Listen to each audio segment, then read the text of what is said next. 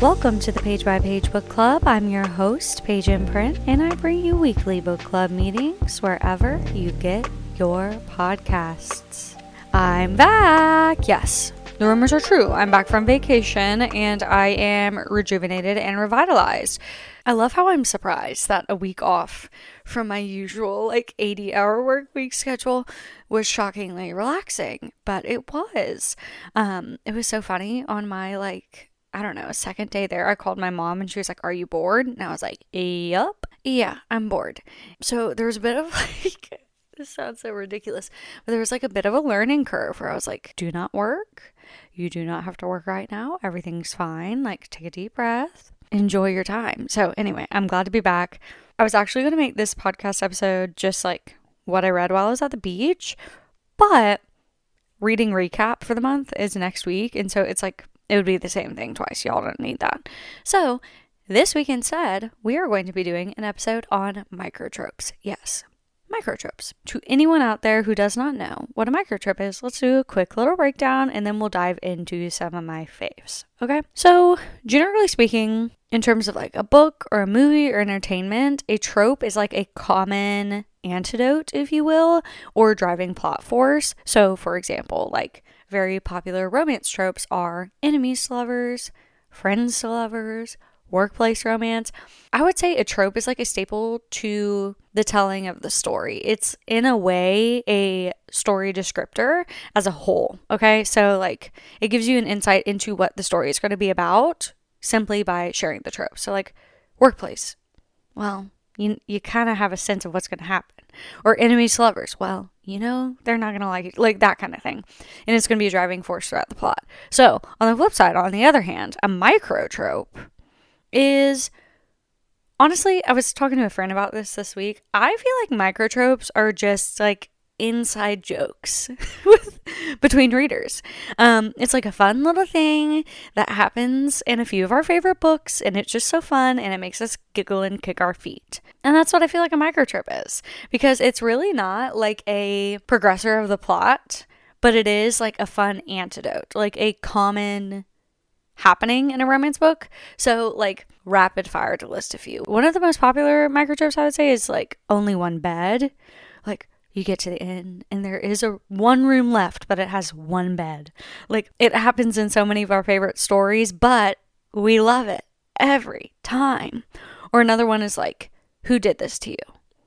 That's quote, who did this to you? And there's something about it. And so to me, a microtrope is an inside joke, kind of, or just a fun little thing that us readers know and we love when it happens and it's so fun, but it's not a large trope in the sense where it's plot progressing. Okay? That's how I describe it. Now, do I prepare for this podcast? No. Do I take notes? No. Do I do research?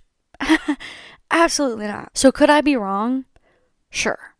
But it's my podcast and my book club, and that's how I'm describing it. So all in favor say aye. Aye, we digress. My thought today is go through a few of my favorite microtropes and then give you a few recommendations for each of my favorite microtropes. I think that would be fun. I think that would be funky. I think that would be fresh. Now, I'm going to tell you right now, and you know this. My mom listens to this podcast. Hi, Mommy. I'm keeping it classy here. My content, me as a online presence, is probably, I would say, PG-13. And I do understand that the books that we read are not PG-13. However, for today's episode, per usual, because my mommy's here, we're going to keep it to clean microtropes. So yes, there are plenty of spicy microtropes, and again, they're just common occurrences that are kind of a fun little inside joke with us readers, and we love when it happens. But unfortunately today, I will not be listing any of those, but I do love all these microtropes that I am going to talk about. So cut your losses. There are some amazing creators that do spicy microtrope only posts. I would just do a quick little search. The SEO on both Bookstagram and BookTok they'll get you squared away and taken care of. But we're going to keep it classy and clean here today because my mom's part of book club. Okay. Where to begin? Maybe with the classics like I was just talking about. I would say the classic is only one bed. We eat it up every time. It's tried and true. Like, I love, it's just so fun. The tension, the proximity. A few recommendations with the only one bed trope. I'm going to go with okay, actually, no. I'm starting with In a Rush by Kate Canterbury because I'm reading that right now. Team book club. This is mandatory required reading. Oh my gosh. Y'all know how much I love In a Jam. I have cried over In a Jam on this very podcast. It is my comfort read. It was, you know the drill. I'm not going to get into it. You've heard it a million times. In a Rush is In a Jam's sequel. I honestly, I'm not sure. Actually, I'm going to look because I don't know if Kate Canterbury is planning on releasing more in this series or what, but it was, from my understanding, quite delayed. No way, she's releasing more. Breaking news on the podcast right now. Shut up. See, it's better when I don't do research. It's better when we do it as a team together. Okay. Oh my God. Okay. Fall 2025, book 3. Early 2026, book 4. Okay. Well, buckle up your boots, baby. In a Rush, I have not experienced yearning like this since In a Jam. He is so absolutely enamored by her and has been for 15 years. 15 years. He's the top quarterback in the NFL. And they're just high school best friends. And it's a marriage of convenience. Oh, and the yearning is just, it's yearning forward. Yeah, the top note is yearning in this book. And all of this long-windedness is to say there's an only one bed moment, and it's super fun because it's the classic in a marriage of convenience where they get there and there's only one bed, and then he's like, I'll just sleep on the couch, and she's like, no, I'll just sleep on the couch. He's like, I'll just sleep on the floor, and then she's like, we're adults, we can do this. And mind you, not but a few chapters ago, he fell asleep at her house while they were watching TV on her laptop in her bed. So they actually had slept in the same bed before. And that was kind of the catalyst to this being fun. It's well, we've done it before. Oh, yeah. The tension is so good. In a Rush, Kate Canterbury. Additionally, a classic, Powerless by Elsie Silver. It's a road trip. I feel like it's a road trip staple for sure, where it's we get to the end and there's no bed, or there's only one bed. Powerless Elsie Silver. This happens in one of Lena Hendrix's books. Oh, they're on their honeymoon, honeymoon weekend together, marriage of convenience. Just my luck. That one's really fun, and he's so grumpy. So grumpy. Yes. Grumpy and only one bed? Why, yes. Give it to me now. Training the Heart, Paisley Hope. Again, they're traveling. Hotel. Only one bed. I mean, I will say, I don't know why I continue saying hotel, because it's why else would they be in a scenario with only one bed? Except for Out with the Tide by Julie Olivia. They're roommates, but it's a really kind of dysfunctional situation because her dad decided to rent him a home for the summer. Okay? FMC's dad decided to rent the MMC this home for the summer. But the FMC unexpectedly comes home after losing her job and needs a place to stay, so she shows up at this house, right? And she was under the impression that she could just move home and live there. Well, someone's already living there, so they agree to be roommates, but there's literally one bedroom. And so that's kind of a fun one because it's literally only one bed. Another kind of fun take on this is His Greatest Muse by Hannah Cowan, because they're on a tour bus together, and obviously he has the suite in the back of the tour bus. So love that. Those are some good ones to get you started. A little intro, if you will, to the little only one bed microtrope. Now, an additional classic is Who Did This to You? She's hurt, she's injured, she's crying, whatever it may be. And he says, who did this to you? Yeah. That would do it. That would do it. So I feel like this is more common in romantasy. And I feel like it particularly hits different in an enemies to lovers scenario, because when you're visibly upset or injured or whatever in front of your enemy and then they're like, who did this to you? Yeah. A few recommendations for who did this to you. The Predator by Runix is the first book in the Dark First series. Mind you, this is not a standalone. This series is not a standalone. You cannot start in the middle, and you likely will not want to stop after the first book. I always like throwing that out there, just a heads up. And I have also only read the first 5. There's 6 in the series. I have not read the last book yet, so keep that in mind. But I feel comfortable having left off on the 5th book, by the way. Like, I'm not like feeling like I'm on a uber cliffhanger or anything.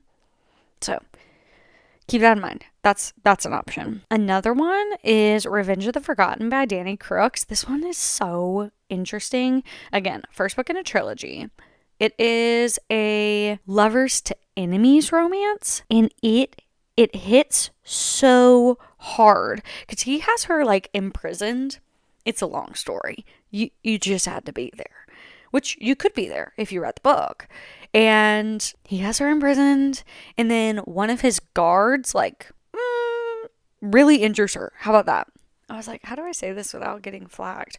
And he comes down and she's obviously severely wounded, and he's like, who did this to you? And it's like such a good tension building moment in that story because it's lovers to enemies. And okay, actually I need to explain this more. Revenge of the Forgotten by Danny Crooks is so interesting because she is cursed to forget. That's the whole thing. She has lived 20-something lifetimes. And every time she dies, she forgets and is forced to be reborn again. Or like, it's kind of like a reset button. And she restarts like somewhere in her late teens, early 20s on Earth. But her entire life and family and friends are on this other realm, dimension, whatever it may be, world. And they remember her, and he remembers everything. Like, he's had to kill her multiple times. And it's just this whole thing. And so he remembers everything, and you're getting his point of view where you know that he remembers everything. And then, for her, she remembers nothing at this time. And or recently recovered her memories. And so it's like she doesn't understand the gravity of how much he cares for her. And honestly, at this point, like, he has kind of shoved all of this down to the point where he's like, I don't love you anymore. Wrong. But it's such a like rewarding moment as a romance reader where they're enemies, like full-blown enemies, but you see him softening for her. Oh, it's just like, it's really good. I know that entire explanation was a little rough, okay? It has been a long day.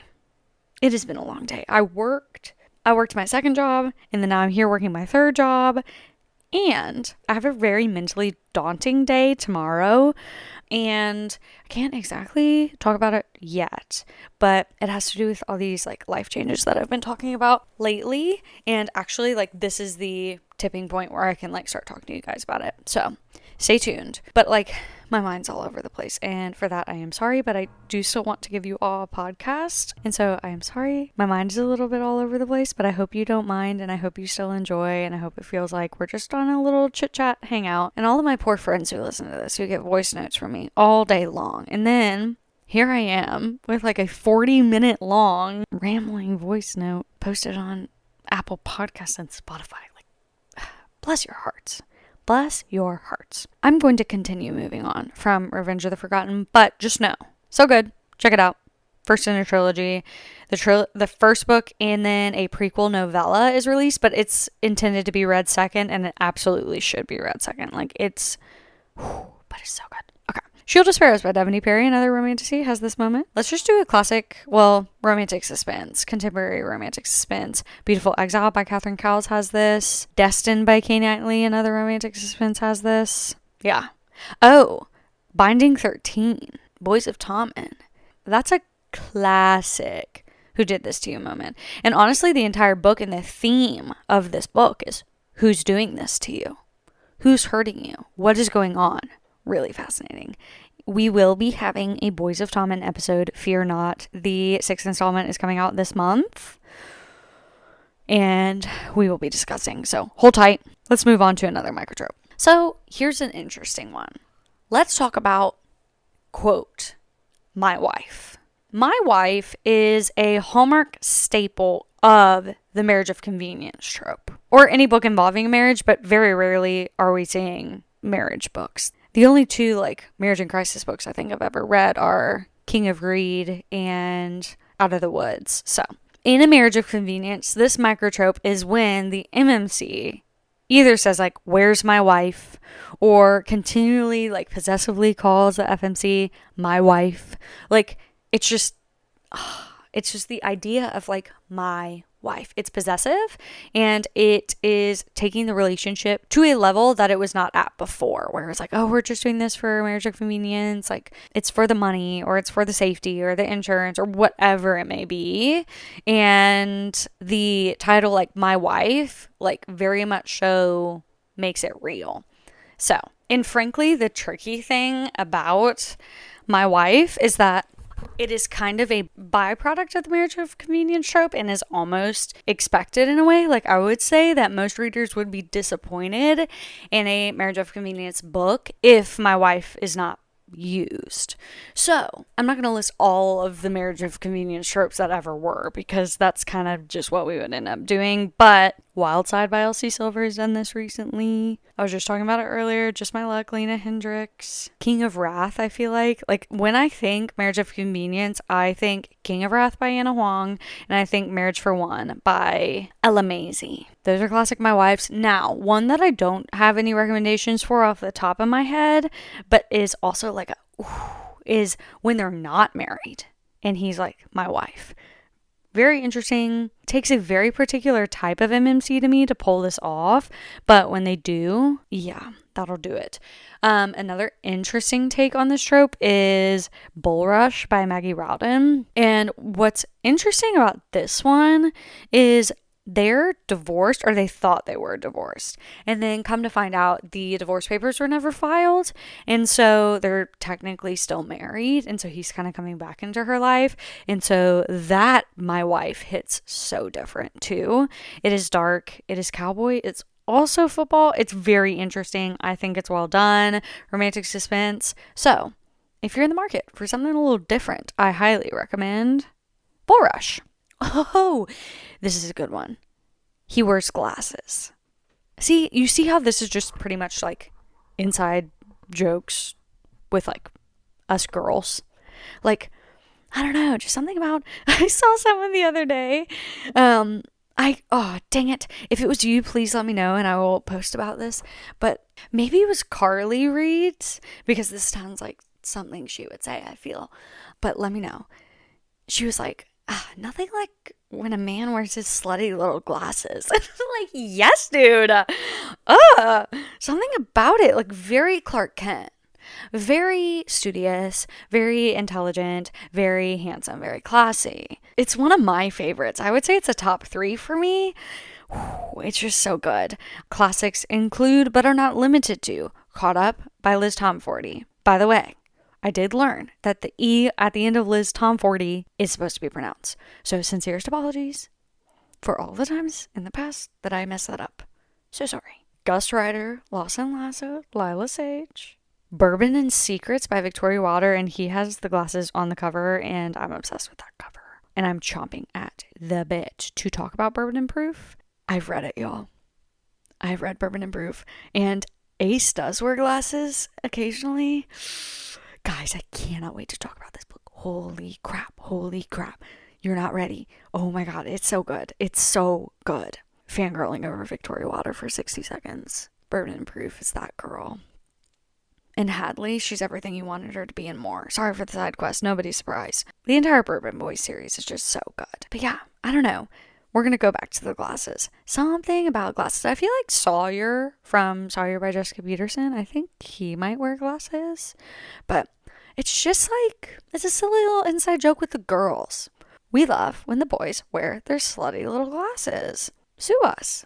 It's fine. Another one that I've been liking as of late is He Reads Her Romance Books, or he just happens to read romance books. I had a really hard time trying to remember these. See, the thing with microtropes is they're micro. So they happen like once in the book and then go on. And unless I'm like really updating my story graph and all my tags, like it comes and it goes and I miss it and I forget that it's in the book. And it's very sad. So this one in particular was hard because I feel like it happens often enough, but I could only think of a few. Collide by Balcabra. He does this. Despite it all, Molly Goins. Jet. I love that man. I love that man. Let me be clear. Jet Ellison, despite it all, Molly Goins, is that guy. One of my top MCs of all time. Okay. And then We Can't Be Friends by Hannah Hamrick. He reads her romance books. I feel like Kingston Pierce and Forbidden King by Laura Pavlov, like he has to because she owns a romance bookstore. So I feel like that has to be in there. Certainly, right? I don't know.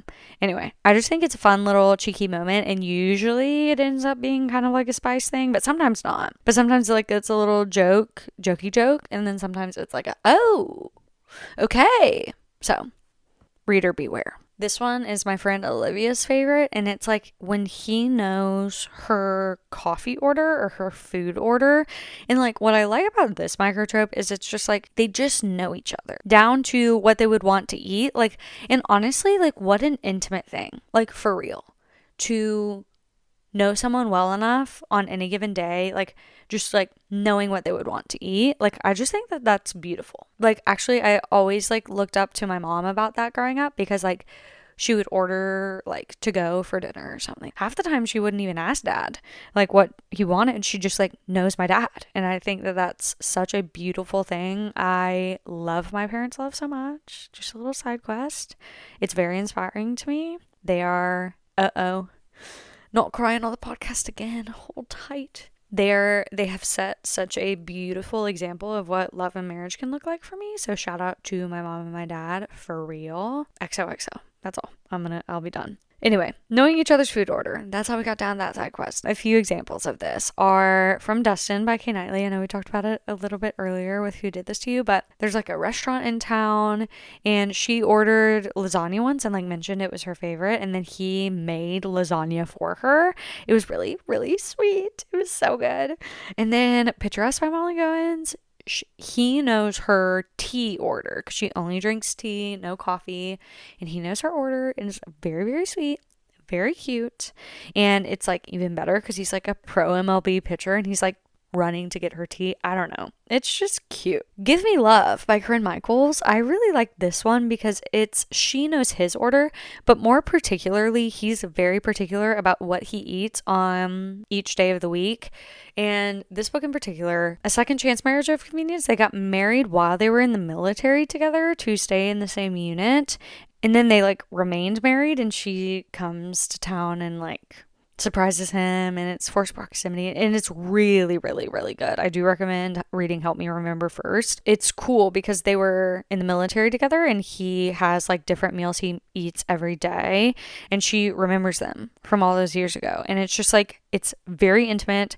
It's kind of like a joke between them that she remembers and like keeps ordering his food at the diner and stuff. I don't know. It's intimate. It shows that you know someone. It shows that you pay attention to someone. And the more I'm thinking about it, the more I love this microtrope. Olivia, you're right. Okay. And then here's another favorite of mine. My top 3 favorites are Glasses and then Secret Tattoo, which is exactly what it sounds like. One of the characters has a secret tattoo for the other character, meaning they got this tattoo, they didn't tell the other person that they got this tattoo, like it's been a secret, but it's like in their honor or to represent them. So I have a whole video on like just secret tattoo recommendations, but Heathen and Honeysuckle, she has a secret tattoo for him. Wyatt by Jessica Peterson. Northern Twilight, in fact, if I'm not mistaken, which I very well could be, it's a second chance romance, and a lot of these are like second chance or childhood friends. He has this entire like tattoo sleeve, and if you pay close enough attention to it, every minute detail signals her. I almost want to say there's like it's either her eyes or like her face is part of the sleeve. I don't know, but I'm pretty sure.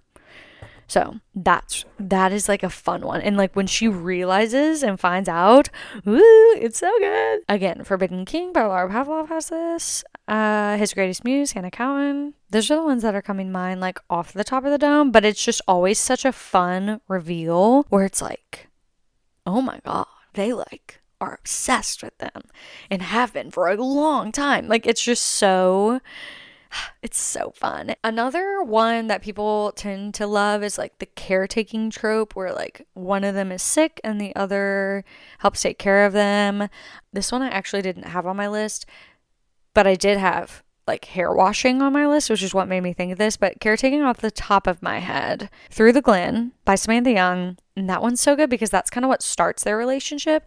She has gone to this cottage to write because she's an author, a best-selling author, but nobody knows because she writes under a pen name. And while she's at this remote location, she gets very, very, very sick. And he actually comes looking for her because she pitched her book to him for him to write the screen adaptation for, and he initially said no and then changed his mind, so he like went looking for her and realized she was sick, and so he stays with her to help her get better, and that's kind of how their relationship even starts. So that's a really interesting one. Only for the Summer, that's a classic one, and he like rows to her on a pool floaty across a lake to get to her when she's sick. That one's wild, so good. I love that trope. I don't love that people are sick, but like I love the caretaking trope.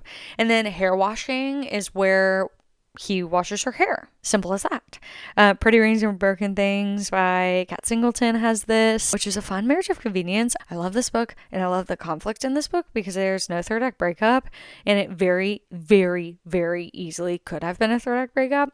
And then he chose to communicate like an adult, and it was beautiful. And I loved it. So cheers to you, Archer Moore. Fall With Me by Becca Mack has this. Wild Eyes by Elsie Silver. I mean, yeah, it's just, again, I think a lot of these microtropes create intimacy, and they're classic for a reason. They're the perfect storm in many ways. And so I'm all about added intimacy. And I think, hair washing, caretaking, like you're with someone at a very vulnerable moment. If they're sick, if they're in the shower, whatever it may be. And choosing to take care of them in that moment is, I think, very, very beautiful. So, and then we have my personal favorite. I have not talked with a professional about this yet, and I know I say it every time, and I will, but today's not that day, nor will tomorrow be. My personal favorite microtrope is when he cares so much, he cries. I know. Like, and I will check in with a professional. I will, but let me explain myself. I love this trope because I love, particularly when a very strong, grumpy, just like man, like, is willing to feel his feelings. Earth-shattering, breaking news, crazy concept. But it's so good. Like a man with emotional intelligence and knowing that crying isn't going to make you less manly. It just means you care about something. I don't know. I love it. And usually, like, the crying's not like just like for funsies. Like, it's usually because they care so much about a situation or the person or whatever it may be. And so some examples where this happens: Merit by Devaney Perry, On Lover's Lane by Samantha Young. And this was actually the book that made me be like, this is my favorite. Through the third act conflict, she comes back and he's sitting at her door crying, and I'm like, yeah, dude. And he's like a reformed playboy, total grump, professional soccer player, like, oh, and he's just literally reduced to tears at the thought of losing her. And I love it. You should care that much. You should cry. That is correct. The thought of losing her makes you cry? That's correct. Yeah. Stolen Dreams by Natasha Madison, he cries. I feel like actually that whole series, those men are very emotionally intelligent. All of Jessica Peterson's men, specifically in Lucky River Ranch. I'm thinking of Sawyer in particular. He was like, he felt his feelings and I loved him for it. Like, I loved him for that. Oh, so good. So good. Honestly, it's happening like more and more and more in the books I'm reading, and I'm eating it up every time. It never gets old for me. And I guess that's the point of the microtrope, and what I've been saying this whole time is like, it never gets old. I love seeing it. I love when it happens. And is someone crying really a trope or a microtrope? No, but I just like when a very manly man is just so emotionally invested that it brings him to tears. Okay? Sue me. I like what I like. I know that this episode is a bit short, and for that I am sorry. And I'm also sorry because I know I've kind of been all over the place, but at the end of the day, isn't this really just a long voice note, pretty much? And it's book club. Like, that's what this is. So it's authentic. It's authentic to me and who I am as a person. I am very, very, very excited to get to talk to you about some of the things that are adjusting my life. I think I might be able to talk to you about it next podcast episode, but if not, certainly the next week. So in the next 2 weeks, more info to come. If you don't follow me on my socials, you should and you could, and that's where you can get more real-time updates. I am at Page Imprint on all platforms. Kind of fun. Page spelled like a book. That's how it's spelled.